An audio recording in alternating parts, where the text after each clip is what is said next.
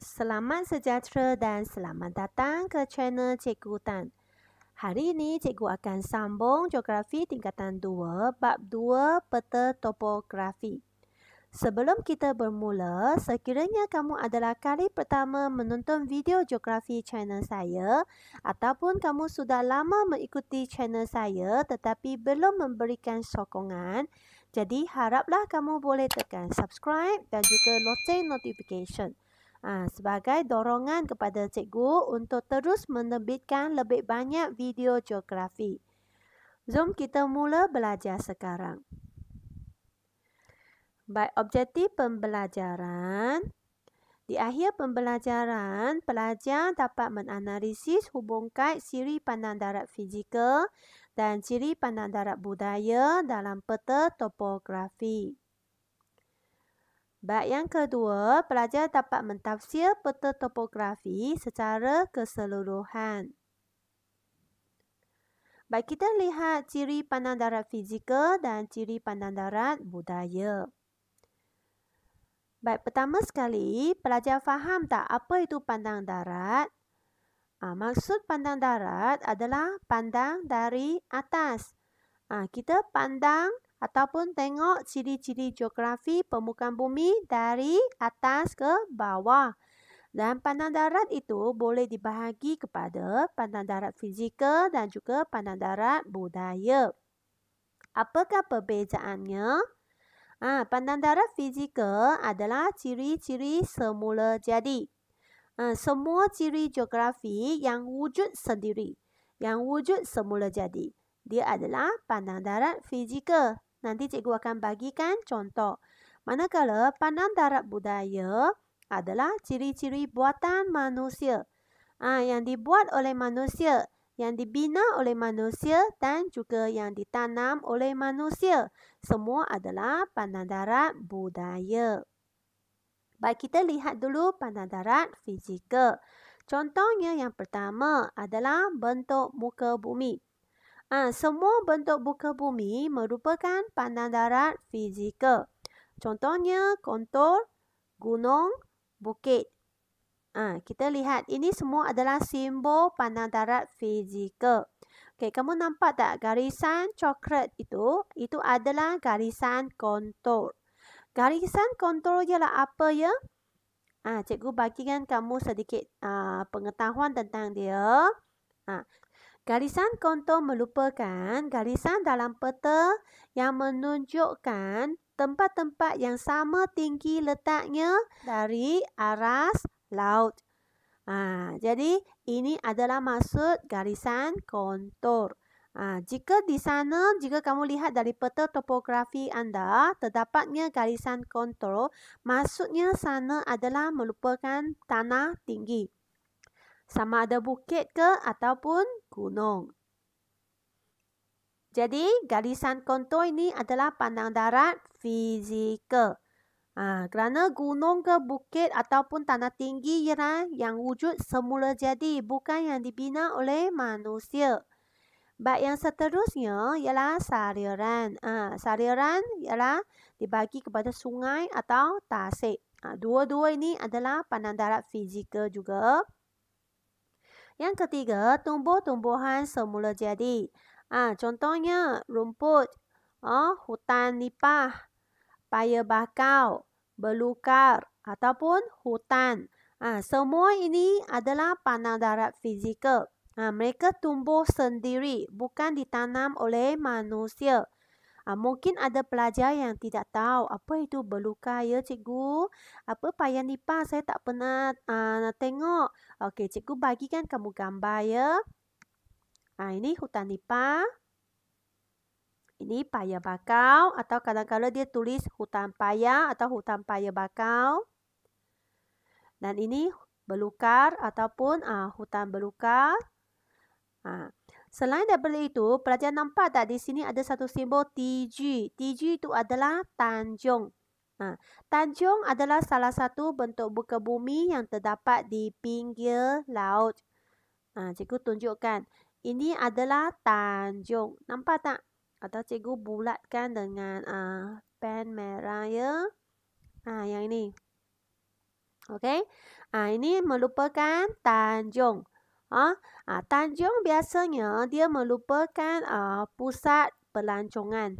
Okey, dia adalah pusat pelancongan. Jadi dia juga adalah pandang darat fizikal. Kerana ini wujud semula jadi kan. Baiklah. Jadi ini semua adalah pandang darat fizikal. Manakala sekarang kita lihat pandang darat budaya. Pandang darat budaya adalah semua ciri-ciri buatan manusia yang dibina oleh manusia, yang ditanam oleh manusia. Baik, kita lihat contoh-contohnya. Okey, pertempatan, kemudahan sosial atau kemudahan awam. Contoh jika pertempatan adalah rumah, masjid, balai polis, hospital. Ini adalah simbol yang kamu mungkin akan nampak di peta topografi anda. Dan ini adalah semua merupakan pandang darat budaya. Kamu nampak tak bangunan-bangunan ini? Semua bangunan ini merupakan pandang darat budaya. Mengapa? Kerana bangunan perlu dibina oleh manusia. Baik, yang pengangkutan. Contoh jalan raya, jalan kereta api, ataupun lebuh raya. Lapangan terbang, semua juga pandang darat budaya kerana dibina oleh manusia juga. Okey, kegiatan ekonomi. Contoh kilang, sawah padi, kelapa sawit, getah. Kamu lihat yang di sini, getah, kelapa sawit, padi sawah. Walaupun mereka merupakan tumbuh-tumbuhan, tetapi dia perlu ditanam oleh manusia baru ada. Contoh pokok getah, dia tidak wujud sendiri kan? Kelapa sawit juga perlu kita yang pergi tanam. Jadi yang ini semua merupakan pandang darat budaya. Okey? Di sini ada juga jambatan. Jambatan juga yang dibina oleh manusia. Baiklah, jadi ini adalah perbezaan pandang darat fizikal dan pandang darat budaya. Seterusnya, kita nak lihat saling kaitan ciri pandang darat fizikal dengan ciri pandang darat budaya. Biasanya, pandang darat fizikal ini dia akan mempengaruhi kewujudan ciri pandang darat budaya di sesuatu kawasan. Maksudnya, mengapa pandang darat budaya ini ada di tempat itu? Mungkin kerana dipengaruhi oleh pandang darat fizikal yang terdapat di sana. Keliru tak? Mungkin cikgu cakap macam ni, kamu keliru dan tidak faham kan? Tak apa. Kita lihat. Okey, maksudnya pandang darat fizikal ini akan mewujudkan pandang darat budaya di sesuatu tempat. Contoh, dengan adanya ibu bapa, baru akan mewujudkan siapa? Mewujudkan anak. Ini ialah contoh yang senang untuk kamu faham. Anak mengapa boleh wujud? Kerana adanya ibu bapa. Okey, saya bagi contoh yang sebenar. Okey, kita lihat yang di sini cikgu akan tunjukkan ciri pandang darat fizikal. Yang di sebelah sini kanan cikgu akan tunjukkan ciri pandang darat budaya yang diwujudkan. Okey, contoh tanah pamah. Pelajar faham tak apa itu tanah pamah? Tanah pamah ialah tanah yang rata. Okey, tanah yang rata. Yang ketinggiannya tidak melebihi 180 meter dari aras laut. Ini semua ialah yang kamu belajar semasa tingkatan 1. Jadi di tanah pamah boleh mewujudkan apa ciri geografi ya? Yang merupakan pandang darat budaya. Apa yang kita boleh buat di atas tanah pamah? Kita lihat. Yang pertama, kita boleh menjalankan kegiatan pertanian. Contohnya tanaman padi sawah. Okey, tanam di tanah pamah kan? Nanas, juga tanam di tanah pamah. Jadi tanah pamah telah wujudkan tanaman ini. Betul tak? Mengapa ini boleh wujud di sini? Kerana tempat ini merupakan tanah pamah. Okey, kedua apa lagi? Okey, pengangkutan. Jalan raya. Jalan kereta api. Lapangan terbang. Kita boleh membinakan sistem ataupun jaringan pangkutan ini di Tanah Pamah. Okey, pertempatan untuk bina rumah. Kemudahan sosial seperti sekolah, hospital, tempat ibadat. Semua ini boleh dibina di Tanah Pamah. Jadi, pelajar sudah faham sikit tak konsepnya? Maksudnya, Tanah Pamah di sesuatu tempat telah mewujudkan ciri pandang darat budaya ini. Tanpa ada Tanah Pamah, mungkin ciri-ciri ini tidak wujud. Jadi, Tanah Pamah ini telah mewujudkan ini. Okey? Baik, seterusnya kita lihat apa lagi pandang darat fizikal.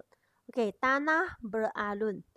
Pelajar tahu tak macam mana baru dikira tanah beralun?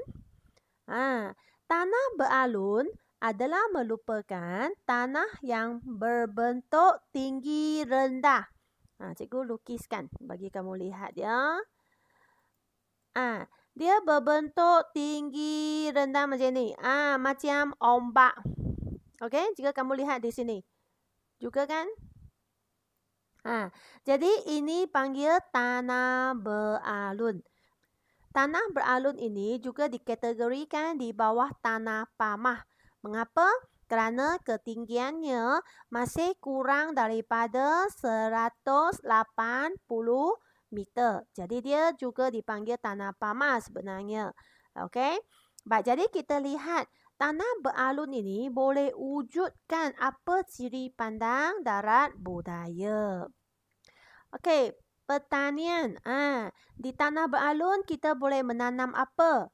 Menanam getah dan menanam kelapa sawit.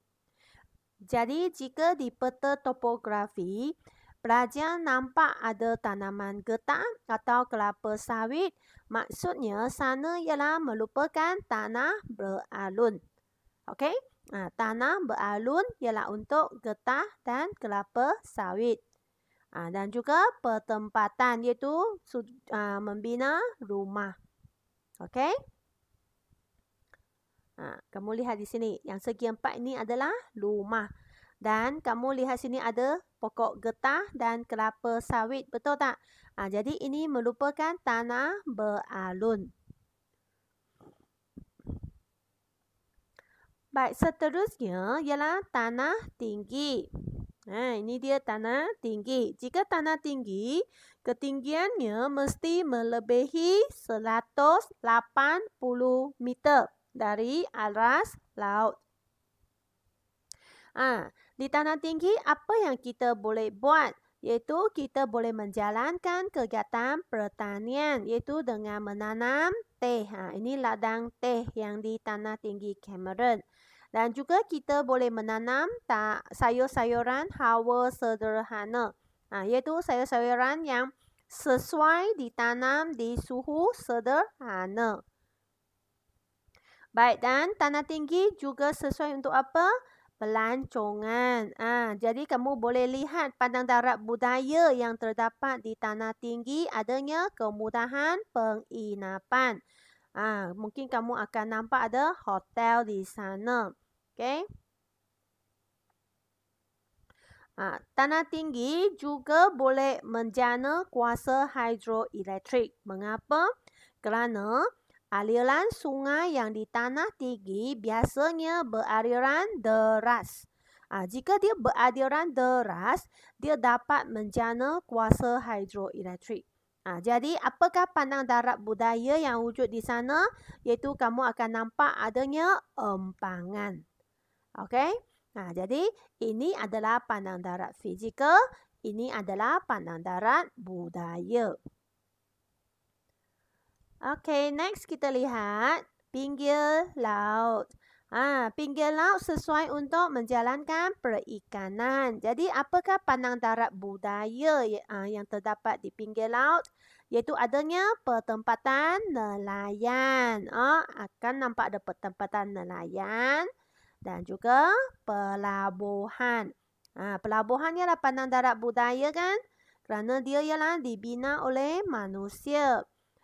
Selain daripada itu, pinggir laut juga boleh menjalankan kegiatan pelancongan. Jadi di sana kita boleh nampaklah dia ialah sebagai tempat berkelah atau jeti. Jadi jeti juga ialah pandang darat budaya. Jadi pelajar faham tak sekarang? Maksudnya pandang darat fizikal ini telah mewujudkan pandang darat budaya yang terdapat di sebelah kanan ini. Baik, seterusnya adalah saliran. Saliran di Malaysia adalah sungai dan juga tasik. Jadi, apakah pandang darat budaya yang terdapat di sana? Yang pertama, kamu mungkin boleh nampak paip saluran air. Mengapa? Ialah untuk kegunaan sumber air. Dan juga di sana kamu mungkin akan nampak ada jeti dan juga pangkalan bot. Okey. Ini kepentingan pengangkutan di saliran ataupun di sungai. Baik, akhir sekali adalah tumbuhan semula jadi. Tumbuhan semula jadi merujuk kepada apa? Merujuk kepada hutan. Okey, merujuk kepada hutan. Jadi, apa yang kita boleh lakukan di dalam hutan? Pembalakan. Jadi, pandang darat yang wujud di sana, mungkin kamu akan nampak ada kem pembalakan. Okey, kem pembalakan. Dan di sana tentunya juga ada rumah-rumah dibina di sana. Baik, dan juga pelancongan. Jadi, apa yang kamu boleh nampak di sana iaitu mungkin adanya laluan pejalan kaki. Baiklah, uji diri. Saling kaitan antara ciri pandang darat fizikal dengan ciri pandang darat budaya. Baik, latihan uji diri ini cikgu adalah dapat daripada buku teks anda muka surat 25. Baik, di sini dia bagikan kamu satu ciri pandang darat fizikal. Contohnya tanah pamah. Okey, dan dia nak kamu senaraikan apa kepentingan tanah pamah. Dan apakah ciri pandang darat budaya yang wujud di sana? Faham tak pelajar? Okey, tak apa. Kita lihat balik slide ini. Contohnya ini tanah pamah, betul tak? Jadi kepentingan ialah pertanian. Ini ialah kepentingannya. Ini juga pengangkutan, pertempatan, kemudahan sosial. Yang cikgu buatkan kurungan dengan buatkan kotak dengan garisan merah itu maksudnya ialah kepentingan untuk tanah pamah. Apa kegunaan? Boleh dikatakan kegunaan juga. Apakah kegunaan tanah pamah ataupun apakah kepentingan tanah pamah? Dan apakah ciri pandang darat budaya yang wujud? Ialah yang warna biru ini. Padi sawah, danas, ataupun jalan raya, jalan kereta api, semua ini. Rumah, sekolah, hospital, semua ini merupakan ciri pandang darat budaya. Jadi sekarang pelajar sudah boleh jawab tak? Okey, kita cuba ya. Baik, kita lihat tanah pamah. Apakah kepentingannya? Ialah boleh menjalankan kegiatan pertanian. Mengapa saya tahu boleh menjalankan kegiatan pertanian? Kerana kamu lihat peta topografi anda. Di sini kita nampak ada apa? Ada sawah padi. Jadi ciri pandang darat budayanya sawah padi. Okey? Baik, apakah kepentingan yang seterusnya? Pengangkutan. Apa buktinya? Kerana kita nampak ada jalan raya. Jadi kita tulis ciri pandang darat budayanya ialah jalan raya. Baik, yang ketiga, apa kepentingan lagi? Pertempatan. Mengapa kamu tahu kepentingan ini? Apa bukti? Apa ciri yang wujud di sana? Kerana nampak tak adanya banyak rumah-rumah di sana. Adanya pertempatan di sini. Jadi adanya rumah. Baik, seterusnya kemudahan sosial.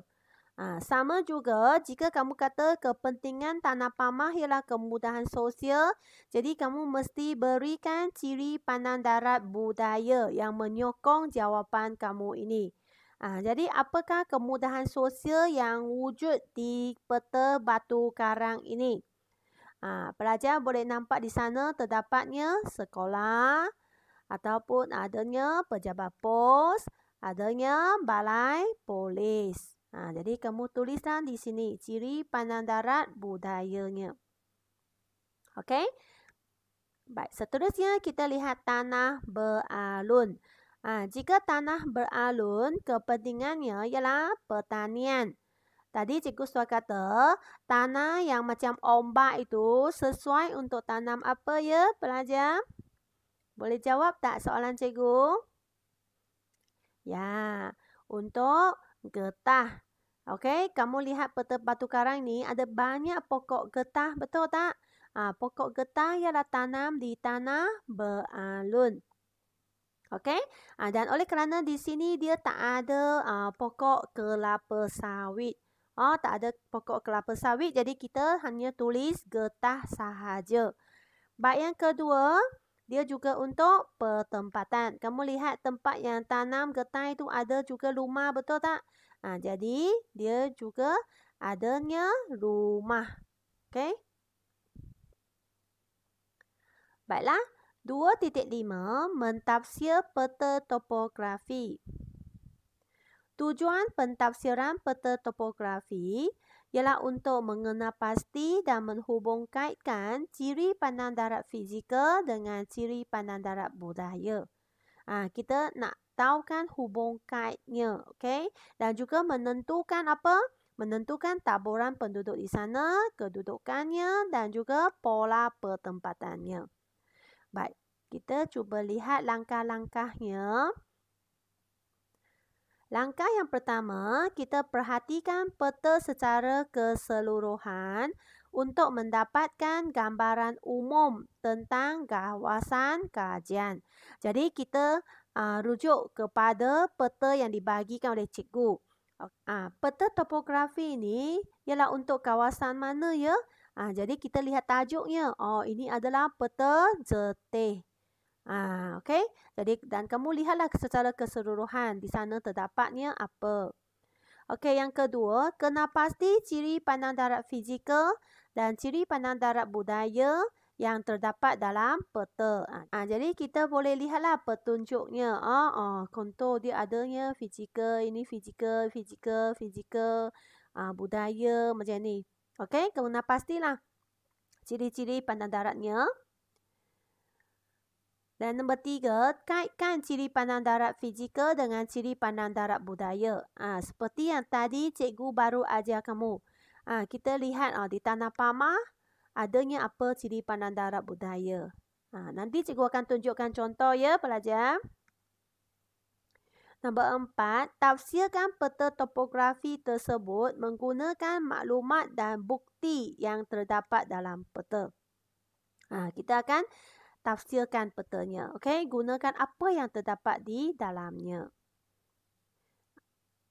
Okey, cikgu bagi kamu contoh, lebih senang kamu faham.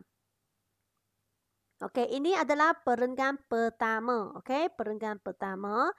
Peta topografi menunjukkan kawasan Zeteh.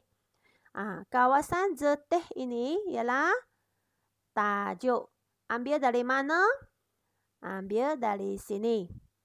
Tentu di atas atau di bawah dia akan bagi tahu kamu bahawa peta topografi ini ialah menunjukkan kawasan mana. Jadi ayat pertama kamu ialah tulis ini. Kata peta topografi menunjukkan kawasan mana. Okey tak pelajar? First ialah katakan tajuk. Macam kita semasa memperkenalkan diri kita, kita juga kata nama kita ialah nama apa kan? Sama. Okay, next. Ciri pandang darat fizikal. Ayat yang kedua, kita nak senaraikan ciri pandang darat fizikal yang terdapat di kawasan peta. Jadi, kita boleh merujuk kepada petunjuk dan senaraikan di sini. Senang saja. First, kata tajuk.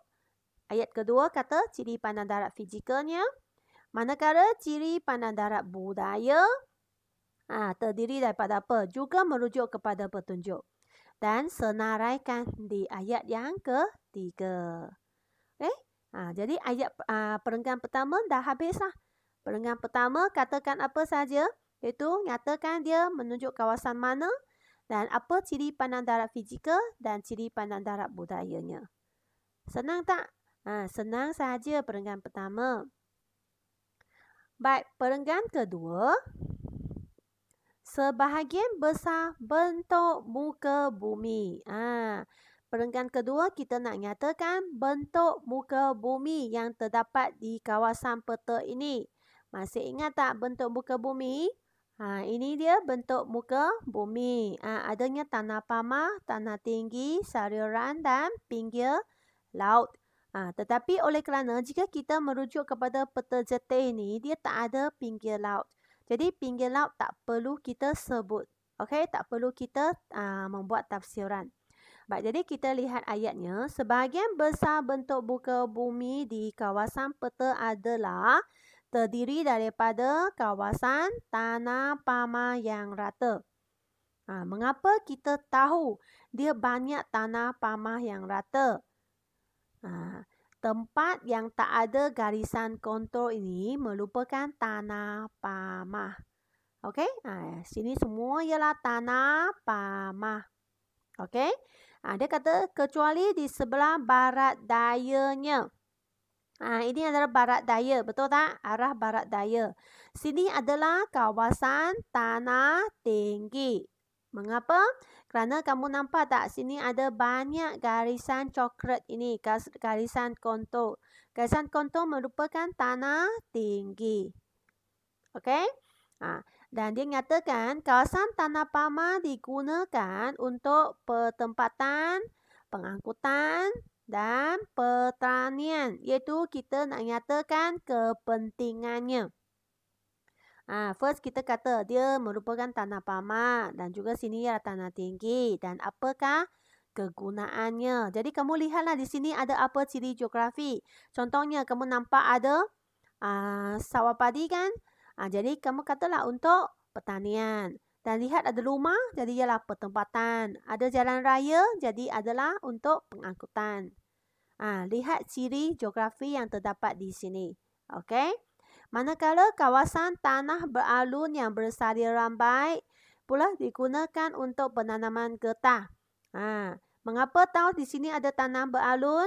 Kerana ada getah. Okey, kamu nampak ada getah tak? Ada getah kan? So kita boleh keluarkan ayat inilah. Okey, tanah beralun yang bersaliran baik. Ini yang selalu ulang dan ulang guna sahaja. Jadi pelajar kamu boleh hafal dari sekarang. Tanah beralun yang bersaliran baik untuk penanaman getah. Okey, next saliran utama. Saliran ialah sungai. Okey, sungai. Jadi di sini kamu lihatlah ini sungai apa? Sungai Nering kan? Ialah sungai Nering. Okey.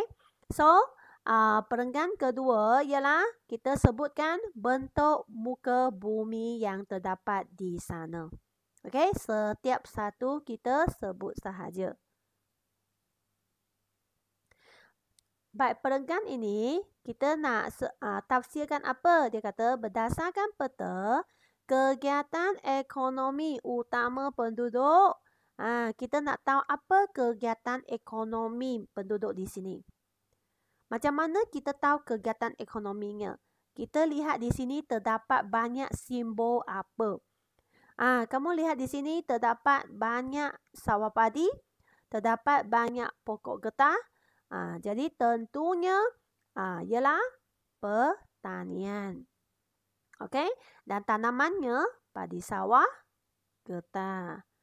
Dan padi sawah ini ditanam di mana? Di lembah sungai. Kamu lihat sawah padi itu terletak di sebelah sungai, betul tak? Di tepi sungai. Jadi ialah lembah sungai. Okey, dan juga di tanah pamah. Okey, sini juga ada. Contohnya di mana? Kampung Sawah dan Kampung Gelang. Jadi pelajar nampak dia telah kaitkan Ciri pandang darat budaya dengan ciri pandang darat fizikal. Dia kata dia tanam padi sawah getah. Ini adalah pandang darat budaya, betul tak? Dan dia padi sawah ni tanam di mana? Lembah sungai, tanah pamah ialah pandang darat fizikal. Jadi di perenggan ini kita cuba kaitkan. Okay, kaitkan pandang darat budaya dan pandang darat fizikal. Baik, next kita kata tanaman getah pula. Getah tanam di mana? Getah ialah di kawasan kaki bukit dan juga tanah pamah. Jadi kamu lihat dia di kaki bukit dan juga di tanah pamah. Contohnya di mana? Secara kebun kecil dan ladang. Misalnya ladang Bukit O. Jadi dia telah kaitkan getah iaitu pandang darat budaya dengan kaki bukit dan tanah pamah ialah pandang darat fizikal. Baik, akhir sekali. Pekan Jamil, dia kata mana Pekan Jamil? Ini dia. Okay, Pekan Jamil menjadi kawasan tumpuan penduduk. Perenggan ni kita nak nyatakan taburan penduduknya. Okay, menjadi kawasan tumpuan penduduk dan mempunyai pola pertempatan berpusat. Mananya pola pertempatan berpusat? Yang ini, pola pertempatan berpusat. Kamu nampak tak semua rumah itu dia berpusat di satu tempat. Baik, mengapa di Pekan Jamil itu boleh wujud pola pertempatan berpusat? Kerana dia terdapatnya kemudahan sosial di sana. Jadi kita boleh merujuk kepada simbol-simbol yang wujud dan kita cuba analisisnya. Contohnya di sana ada klinik, ada sekolah, ada balai polis, ada pejabat pos. Jadi kita tuliskan sahaja. Okey, next Next dia juga wujud pertempatan berkelompok. Mananya pertempatan berkelompok? Terletak di ladang Bahalu. Apakah susunan rumah di sana? Kamu lihat dia ialah secara berkelompok, betul tak? 5 buah rumah satu kelompok, 6 buah, 4 buah macam ni. Okey, ini adalah pola pertempatan berkelompok. Ayat yang terakhir, pertempatan berjajar pula terletak di atau terdapat di segi 4 grid 6, mananya garisan 66? Ini, okey. 05. Ini. Okey, 6605. Maksudnya inilah segi 4 gridnya. Okey. Jadi kamu lihat di sini rumahnya ialah terdapat di sepanjang jalan raya. Ini adalah pertempatan berjajar. Okey. Jadi untuk perenggan ini ialah kita nyatakan pola pertempatannya. Jadi kita lihat balik perenggan pertama kita tulis tajuk, tulis ciri pandang darat fizikal, ciri pandang darat budayanya. Perenggan kedua kita tulis bentuk muka buminya dan juga kepentingannya. Perenggan ketiga, kita nyatakan kegiatan ekonominya dan juga kaitkan dengan pandang darat budaya dan pandang darat fizikalnya. Perenggan terakhir, kita ialah nyatakan taburan penduduknya. Boleh juga sebutkan pola pertempatan yang terdapat di peta topografi anda. Jadi, habislah tafsiran peta topografi. Okey, jadi bab 2 sudah habis dan kali ini cikgu telah sediakan kuis Kahoot. Okey, dan link kuis cikgu telah sediakan di description video. Tetapi kuis Kahoot ini ada sedikit kelemahan, dia hanya hadkan 100 orang.